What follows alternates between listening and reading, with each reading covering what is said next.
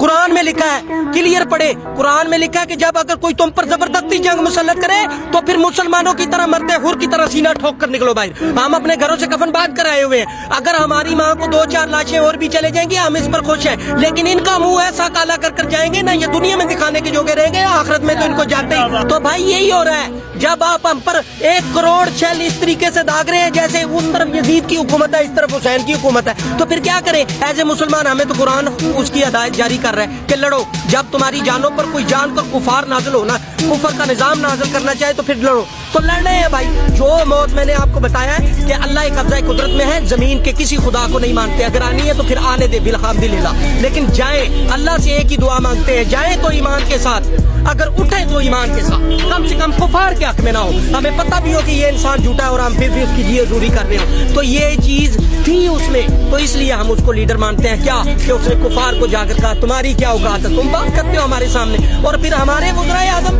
75 सालों के वज़राए आज़म ऐसे कर बैठा करते थे। ये वाहिद लीडर है जिसने अपनी पिशौरी चप्पल ऐसे रख कर कहा है 1400 दी जरूर है लेकिन ਤੁਹਾਨੂੰ बेच के खान भी मत रखना। ये है लीडर।